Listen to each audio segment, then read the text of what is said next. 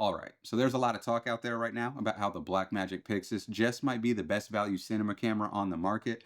Now, when it was initially announced, I made a video implying that I didn't think that that was necessarily true. Well, today I'm going to be putting my money where my mouth is because I have with me a Blackmagic Pixus. And I'll be putting it up against two cameras that I personally consider to be the best value cameras on the market, those being the Lumix S5 IIX as well as the Blackmagic Pocket Cinema Camera 4K. You know, that camera that you used to have back in 2020 before you sold it to help fund your purchase of an FX3. And in the end, hopefully it'll help you come to a decision on which camera is right for you.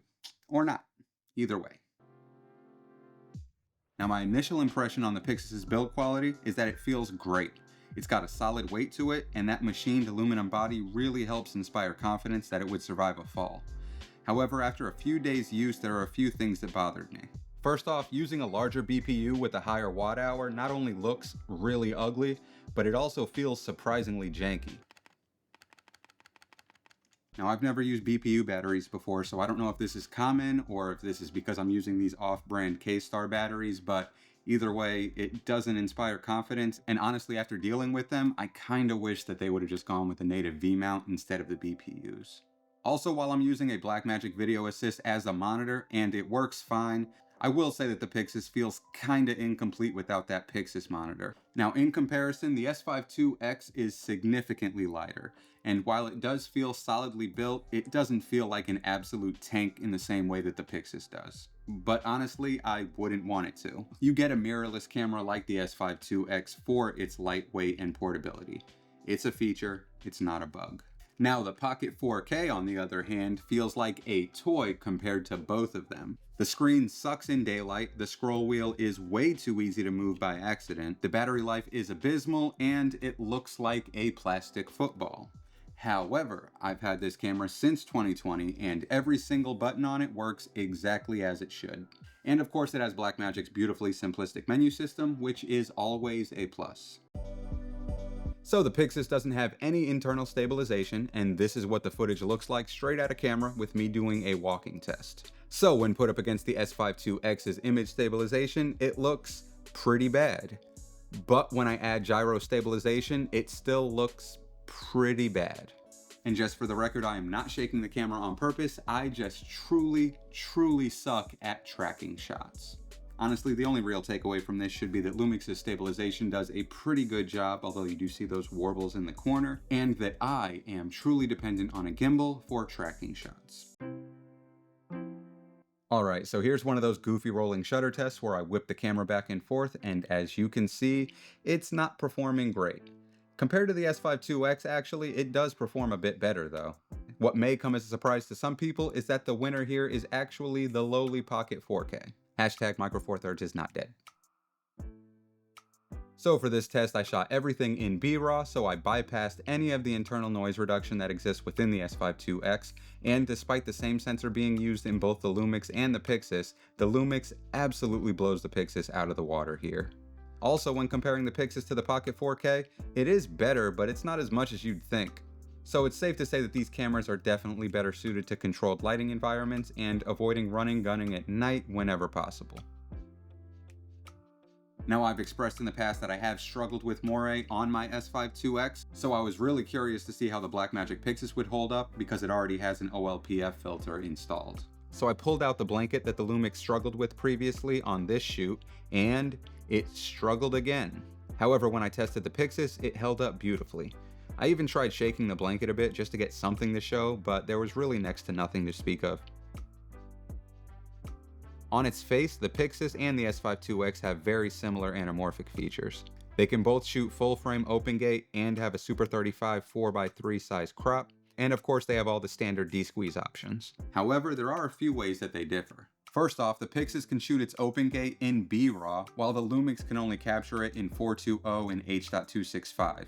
Also, if you're using Super 35 anamorphic lenses, the Pixus's 4x3 mode has a 4K resolution, which is a very similar field of view you would get on 4perf Super 35 size film, whereas the Lumix crops in tighter at a resolution of 3.3K, giving you less field of view. Now, the Lumix does offer anamorphic stabilization, and as far as I'm aware, to date, they're the only company that offers that, so whether or not that makes up for its previous anamorphic shortcomings is really just up to you and how you shoot.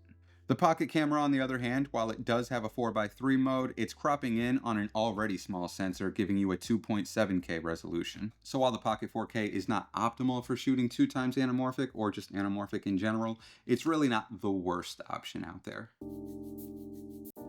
So for these tests, once again, everything is being shot in B-RAW, so we're bypassing the internal sharpening and noise reduction on the Lumix. Now, I'm not using any conversion LUT outside of your standard Rec 709 color space transform within DaVinci Resolve, so what you see here is truly what you get straight out of camera. Also, outside of this shot, by the way, I didn't attempt to do any kind of cinematic lighting or do any color correction in post. I really wanted to see what the cameras would give me in a few different, extremely suboptimal conditions.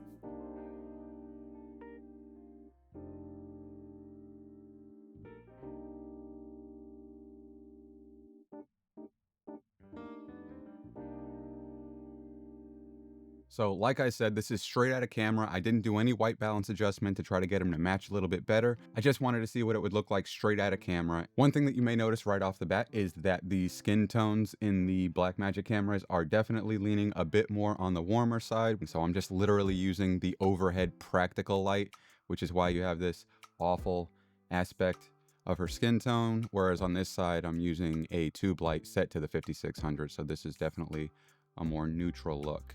So there are a few other differences. One, in the background right here, this wall definitely is more true to life in the Blackmagic cameras. It's more of a teal. It looks a bit more blue here than it does in real life. And another thing you may notice is that the Blackmagic cameras definitely have more noise in the shadows if you look on this side of the face, whereas in the S5 IIX it appears a lot more clean. So without any adjustments, I definitely do like the S5 IIX coming out of camera.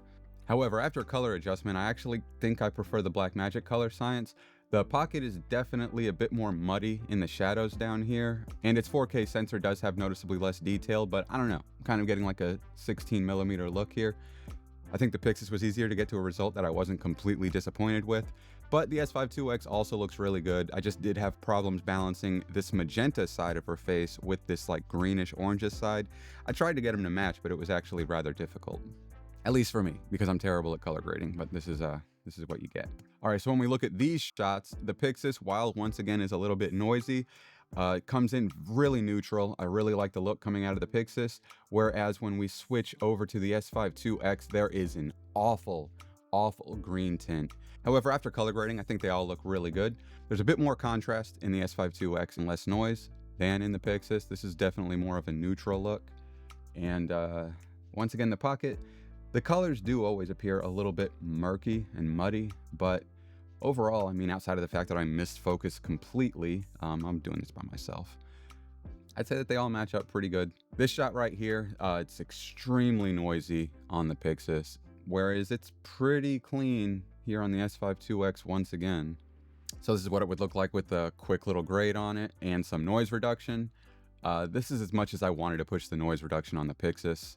You could see maybe that there's still some noise happening here, but I really didn't want to get a smeary image if I pushed it too much. And they both look pretty good once again. So overall, I gotta say that while I have ragged on the Pixus in the past, it really does feel good to be using a Blackmagic camera again. Rigging the camera feels far more natural, and then when you take into account the lack of monitoring lag, the OLPF filter, and the more robust housing that the Pixus has, it absolutely has merit as a camera more suited to professional shooting. That said, the S5 IIX is still a far more versatile camera when you take into account its feature set and its lower price. But if you'd rather have a Pixus, I don't blame you. And to the surprise of what should be no one, the Pocket 4K held its own. So if you liked the video, feel free to hit the YouTube buttons and stuff. Now, if you'll excuse me, I have a project to go shoot. This is heavy, by the way. It's like 20 pounds, man. All right, I'm done. Farewell, friends.